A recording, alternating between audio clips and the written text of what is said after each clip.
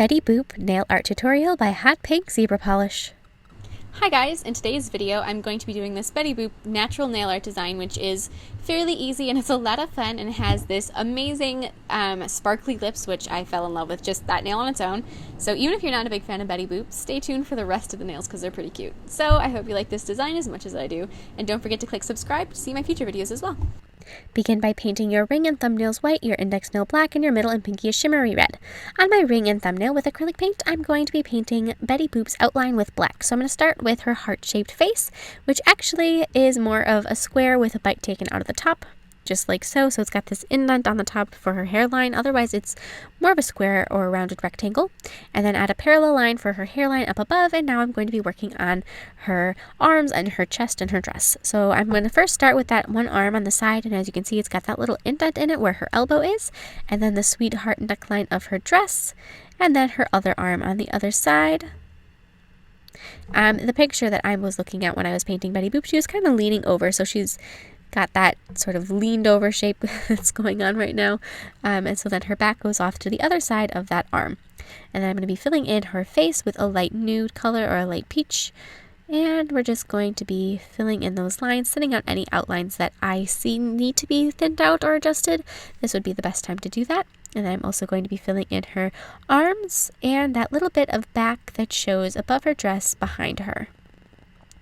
And now I'm going to be filling in her dress with red paint.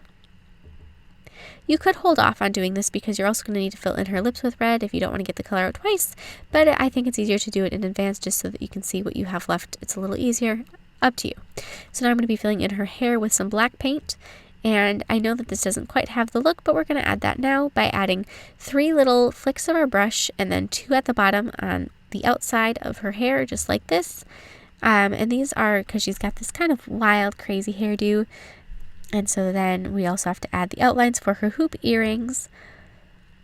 And then we're going to be painting the outlines of her eyes. So 2 circles.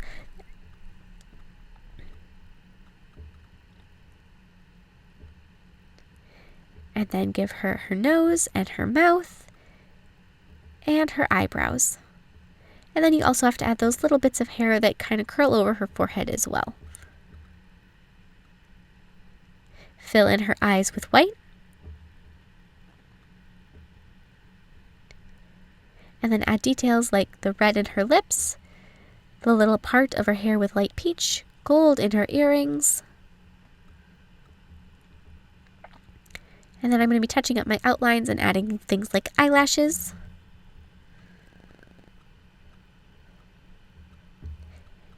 And her pupils.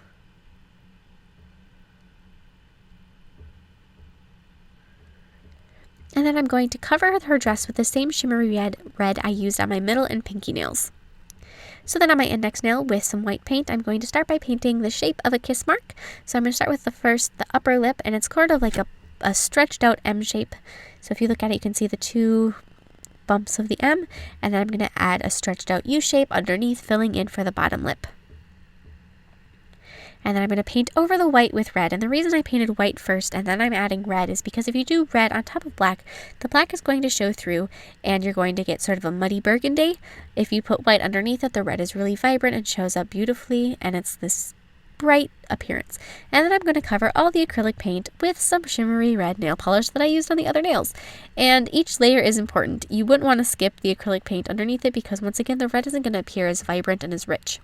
So then on my pinky nail, I'm going to add a layer of clear polish and then add some gold studs on it for almost like polka dots. So I'm going to add 3 down the center in a line just like that. And then I'm going to add 2 on either side of those original 3 in between where they were. So in the little holes, we're layering them like bricks. And then on my middle nail near the cuticle, I'm going to add 1 larger gold stud and 2 smaller ones. Just like that. And of course, add a layer of top coat. And when you are top coating over and around those studs, make sure that you cover them completely. Otherwise, they're going to pop off really easy once you start going about your daily life. And you want them to last as long as possible.